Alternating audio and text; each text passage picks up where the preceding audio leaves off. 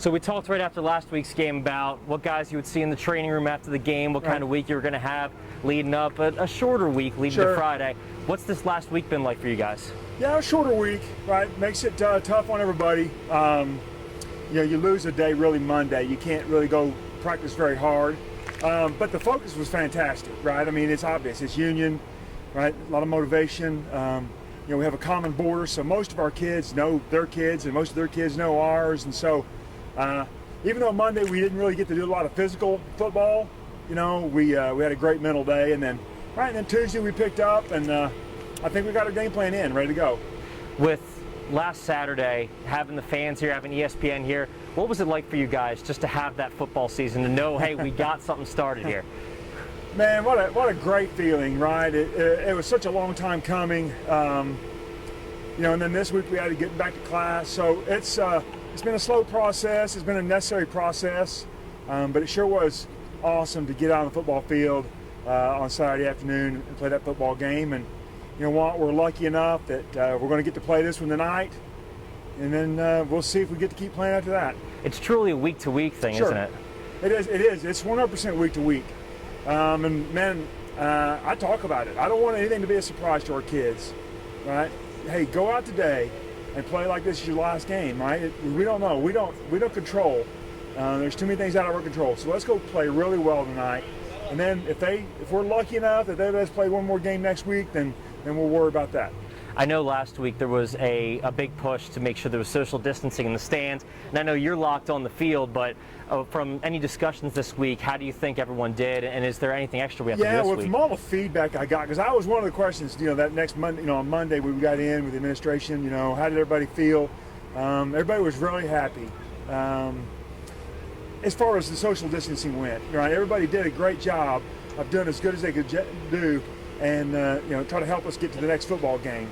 It was we all would have loved to have the stands full, for an out-of-state opponent, ESPN game. Typically the stands would have been full, but again, out of our control. So we're just doing the best we can, try to get to play one more game. Because this airs before the game, I won't ask you what your game plan is for Union, but is Union dangerous in this situation? They just got beat week 0. They got some fast guys in the backfield. Are they dangerous this week? Well, of course they are, right? Of course, it's Union. And when you watch them on film, they still put out there some elements of what you always have associated with Union for years, right? Speed, speed, speed.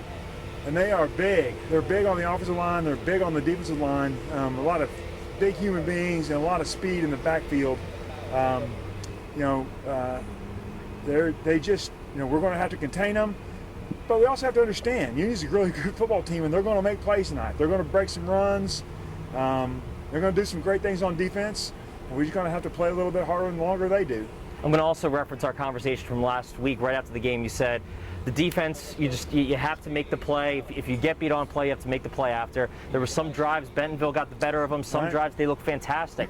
How do you, on a short week, work with the defense and still instill that kind of idea that if you get beat, don't get beat the next time? Well, that's kind of ingrained on how we do everything from day to day. We talk about the next play, the next play, the next play. Yes, right, so when it's this play, right, I'm going to go give my best. I'm going to line it correctly. I'm going to give great effort, right? But the next play is the most important, because even if I tackle somebody for a 5-yard loss on play 38, right? Play 39's is not affected, right? So I got to keep lining up and keep playing. We looked really good in spurts, both offensively and defensively last week, and we looked like a team that hadn't, been together and had competition in a long, long time, and which was to be expected. So we'll see how much we've grown from that first game. I know BA and Union have a long history. There were years and years and years and years where Union got the better of you guys. Right. Now you're going for 4 in a row. What's that like for you as a coach and as a team, knowing that history, or do you not even think about it?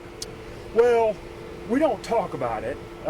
We just talk about the next game, right? And so I've been asked the same question, right? This game's on TV tonight. I was asked the same question by the guys that are doing the play-by-play. Here's my point of view on that.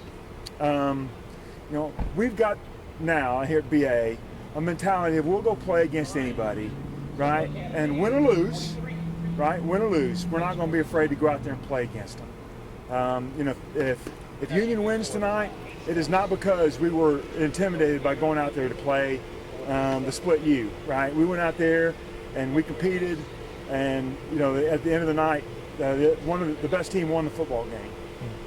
Tell me about your backfield. Last week, Marion, 200 yards, 2 touchdowns.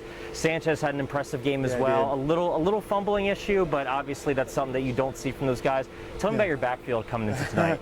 Well, we've got to come up. Somebody's got to come up with a great nickname for those two guys. Yes, they both had a fantastic football games. Yeah, you know, Marion with the flashy plays, but I was so proud of Sanchez on that last touchdown drive. I know Marion ended up with the score, but Sanchez took us right down the field and with some very impressive runs. Two young men, they're very unselfish and they're pretty good football players.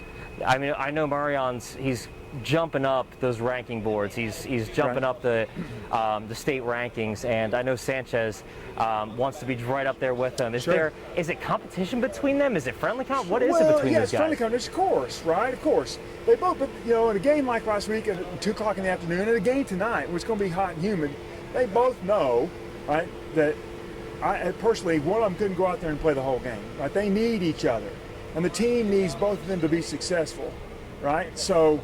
They're great young men, and they're great team players. So right, that all kind of goes hand in hand, and so we got to come up with a good nickname for them. And tonight, I know we've talked about a bunch of guys that you really like, a bunch of guys you told us to keep an eye out for. Any guys you think could be a factor tonight? Any guys we might not even name in the show that you think we should take a look at tonight? That's a really good question. You know, I had told the ESPN guys that Dietrich Moore was going to have a breakout game. And he played very well. He didn't make a splash play. Young Dietrich Moore, sophomore, he's gonna one of these games here, he's gonna have a breakout game. Think it could be tonight? It could be tonight. All right, Coach. Thank you so much. I really appreciate it. Yeah, no problem.